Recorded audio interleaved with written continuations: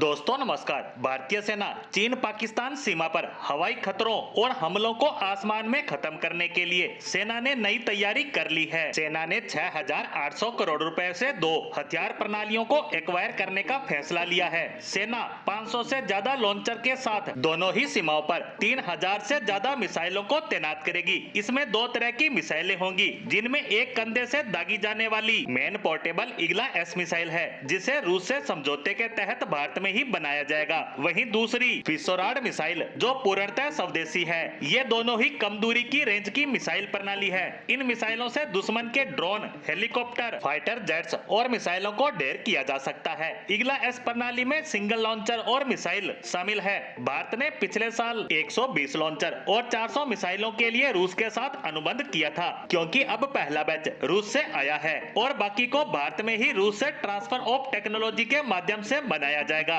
सेना, नौसेना और भारतीय वायुसेना के पास पहले से ही अपने हथियारों के भंडार में ईगला मिसाइलें शामिल हैं। यह एक मेन पोर्टेबल वायु रक्षा प्रणाली है, जिसकी मारक क्षमता 3 से लेकर 6 किलोमीटर तक है। इस मिसाइल की खासियत है कि इसे हाथ से दागकर दुश्मन के विमान को तबाह किया जा सकता है। मेन पैड्स पोर्टेबल सतह से हवा में मार करने वाली मिसाइल है, जो कम ऊंचाई वाले हवाई खतरों के खिलाफ बेहद उपयोगी है। और भारत के लिहाज से देखा जाए तो उत्तरी सीमा पर ऊंची पहाड़ी इलाकों में ये बेहद कारगर हथियार है। वहीं बात विसोराड की करें, यानी स्वदेशी S-400 एयर डिफेंस सिस्टम की, तो रिपोर्ट के मुताबिक विसोराड यानी very short air defence system को चीन पाकिस्तान सीमा पर तैनात किया जाना है। इसके पहले ही कई सफल परीक्षण हो चुके हैं। विसोराड एयर डिफेंस सिस्टम रूसी S-400 के जैसा है। इसमें विमान, फाइटर जेट, ड्रोन को मार गिराया जा सकता है। विसोराड को बनाने का काम DRDO की मदद से हैदराबाद स्थित रिसर्च सेंटर इमारत में किया गया। इस मिसाइल में कई तरह की नई आधुनिक तकनीकें लगी हैं, जैसे ड्यूल बैंड